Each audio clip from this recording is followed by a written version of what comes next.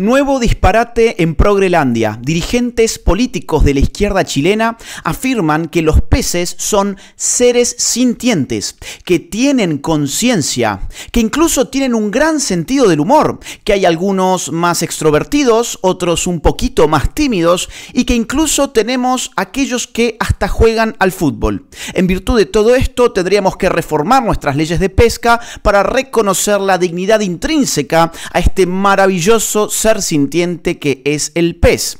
En este video te voy a contar lo que hay detrás de estos disparates y cómo ya se están implementando en otros países de la región, como por ejemplo Colombia. Quédate del otro lado.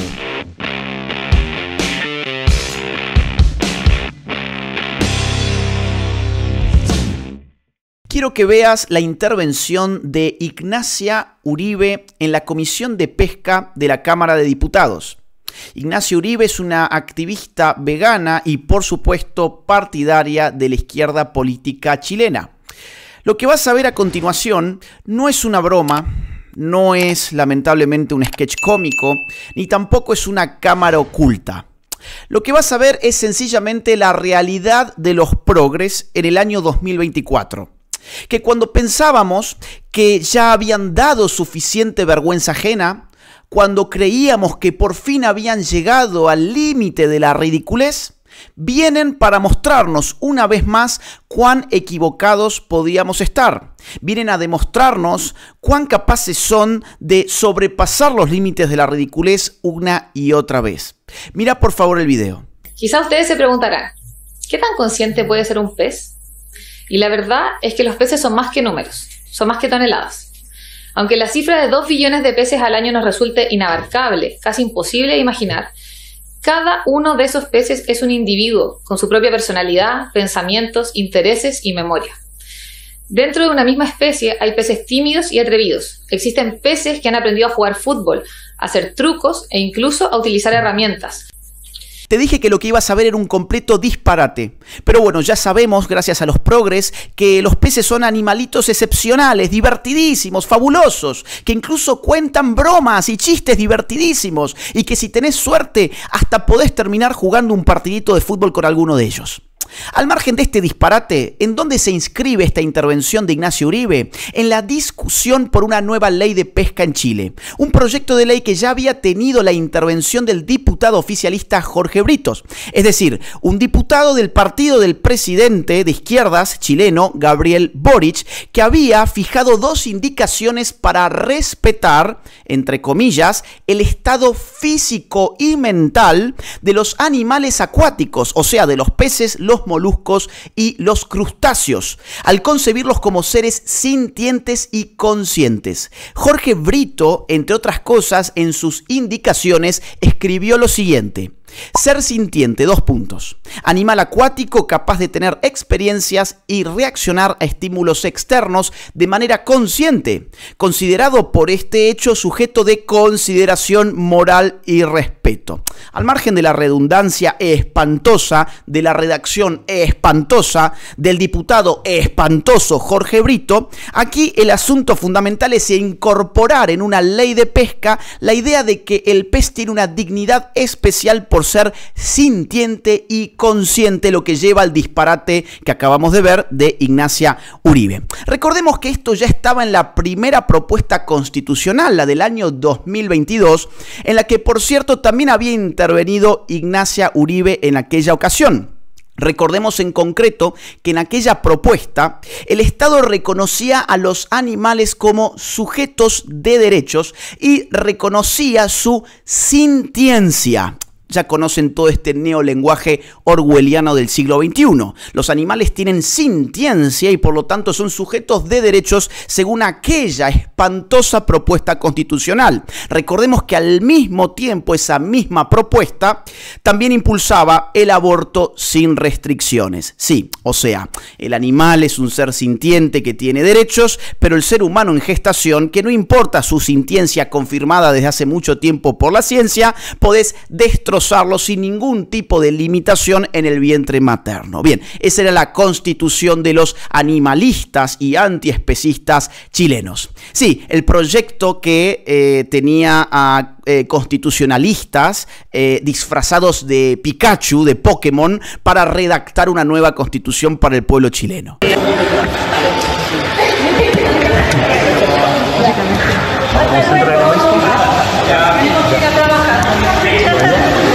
Lo de Ignacio Uribe y lo de Jorge Brito a su vez se enmarca ideológicamente en una nueva ideología de moda llamada antiespecismo. ¿Qué es el antiespecismo?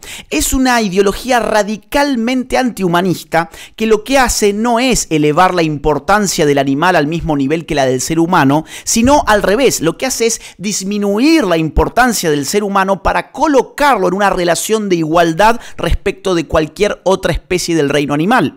¿Cómo logra esto? Neutralizando, descartando e incluso ninguneando aquellos atributos de la condición humana a las cuales corresponde nuestra definición de dignidad humana.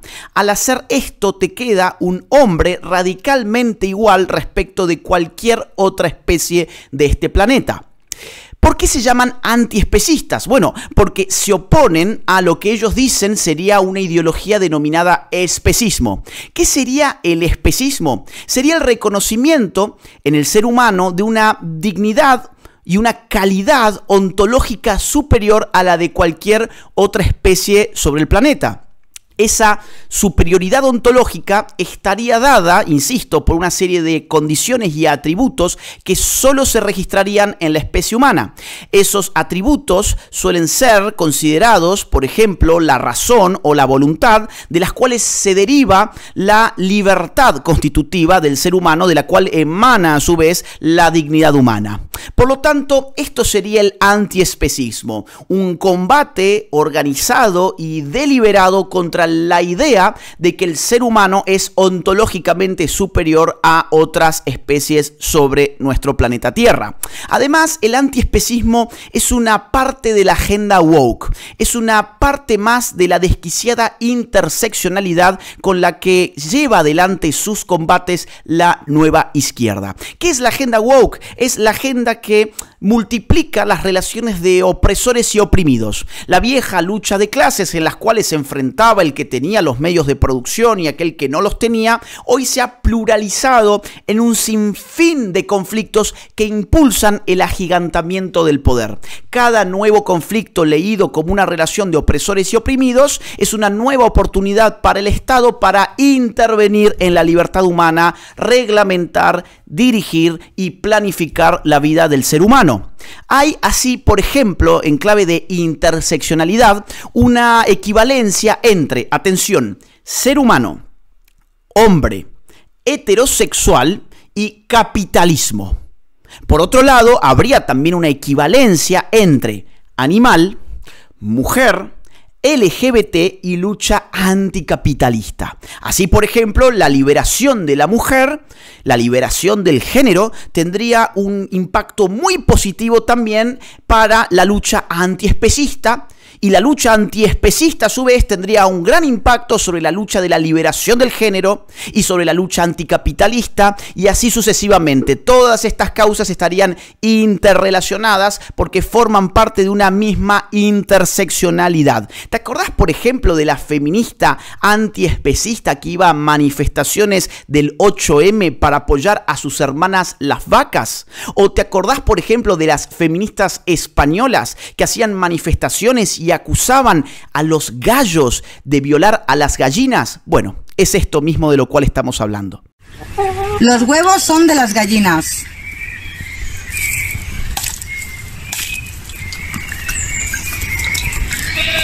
Nosotros les devolvemos sus huevos porque son suyos. En este caso, los huevos no están fecundados porque nosotras tuvimos que separar los gallos porque no queríamos que les violaran, aunque fueran su naturaleza. Y porque ellas sufren. Hola, compañeros. Hola, compañeros. Los huevos son de las gallinas, son suyos, por eso los ponen ellas, es su menstruación. Comérselos es robárselos y financiar la esclavitud animal. Nosotros somos un colectivo antiespecista, transfeminista, libertario y ecologista que lucha por la liberación animal y del planeta. haciendo lo máximo posible. Unides construimos instalaciones, vallados seguros para poder rescatar animales que están en la esclavitud para darles la vida digna que realmente merecen. Estos disparates no son simplemente ocurrencias, modalidades del discurso, ni siquiera una oportunidad para simplemente burlarnos de un progre. Es que estos disparates ya se están implementando. Se están implementando en las legislaciones, en fallos judiciales y en la vida en general de las naciones de nuestra región. Acompáñame, por ejemplo, a ver el caso colombiano. Mayo del año 2022. La Corte Constitucional de Colombia prohíbe la pesca deportiva. El alto tribunal aseguró que si bien no existe consenso acerca de si los peces son seres sintientes, lo cierto es que en virtud del principio de precaución resulta necesaria la intervención del Estado. Bien, ¿qué significa esto? Significa que, dado que la ciencia todavía no está muy segura de si el pez es un ser sintiente o no, pues entonces, por si las dudas, el Estado tiene que prohibir cuanto antes esta actividad económica. Una actividad económica, por cierto, bastante importante para muchísimas familias en varias zonas colombianas. Por ejemplo, en los departamentos de Cundinamarca, o por ejemplo en Antioquia, o por ejemplo en el Cauca. De hecho, uno de los mejores lugares del mundo para hacer pesca deportiva está en Bahía Solano, en el departamento del Chocó. Insisto, numerosas familias colombianas dependen económicamente de esta actividad, dependen de ello para su sustento familiar, el pan de cada día depende de la pesca deportiva y resulta que un puñadito de jueces en Colombia vienen a decir que como todavía no sabemos si son o no seres sintientes los peces, pues entonces hay que prohibir, tiene que intervenir el Estado para prohibir la actividad económica de las familias colombianas. Vamos a ver otra noticia relativa a la misma Corte Constitucional del mismo año, muy poquitos meses atrás, febrero del año 2022. Recordá, la anterior noticia era de mayo del 2022, esta es de febrero del 2022. Titula la BBC así: aborto en Colombia.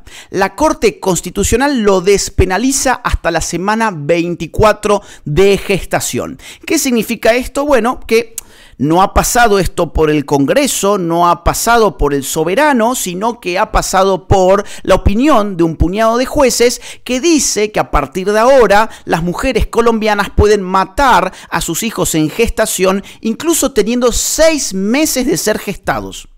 La ciencia hace mucho tiempo que sabe que el feto humano a las pocas semanas de gestación ya es capaz de sentir dolor. ¿Cómo sabe esto la ciencia? Bueno, por ejemplo, haciendo cirugías fetales se han dado cuenta los médicos que el ritmo cardíaco del feto se aceleraba cuando no se utilizaba anestesia. En cambio, cuando se le colocaba la debida anestesia, el ritmo cardíaco se mantenía igual. ¿Por qué? Porque no estaba presente el signo del dolor, que era lo que hacía que acelerara el ritmo cardíaco. Y sin embargo, la misma corte que usa la excusa del dolor para el pez es la misma corte que habilita matar a seres humanos en gestación hasta la semana número 24, o sea, hasta el 6º mes de ser gestado.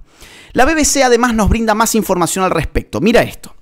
El fallo de la Corte se produce como respuesta a una demanda presentada en 2020 por el movimiento Causa Justa, una coalición de 90 organizaciones en la que el colectivo exigía el fin de la criminalización del aborto. Bien, ¿qué es Causa Justa? 90 organizaciones feministas y aborteras. Una de las más importantes de ellas es Pro Familia.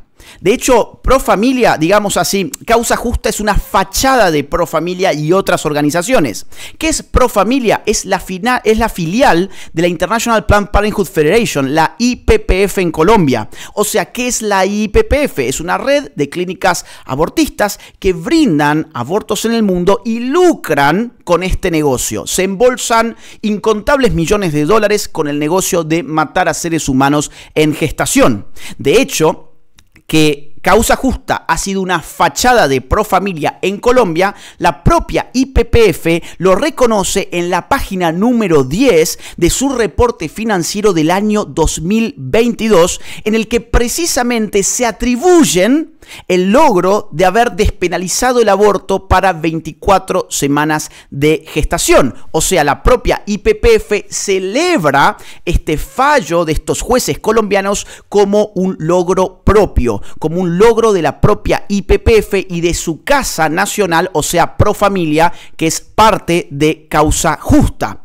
¿Cuántos millones le da, por ejemplo, YPF a Profamilia? Bueno, eso es muy fácil de ver, lo podemos ver en todos los reportes financieros publicados por YPF. Tomemos el del año anterior, tomemos el del año 2021. Bien, acá vamos a encontrar que en ese año, solo en ese año, YPF le había dado a Profamilia, o sea, a Causa Justa, $1.623.000. Bien.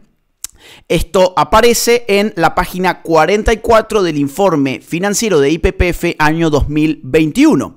Pero no solamente es YPF la que ha venido financiando este grupo de aborteros en Colombia. También George Soros, el magnate, que es la cabeza de la Open Society Foundations, le ha venido dando mucho dinero. Si sumamos las donaciones que han sido publicadas, seguramente hay muchas otras no publicadas. Open Society es una de las ONG menos transparentes del mundo, pero ateniéndonos solo a lo que está publicado, podemos contabilizar $1.538.000. Sí, más de 1,5 millones de Soros para Profamilia, o sea, para una parte muy importante de Causa Justa.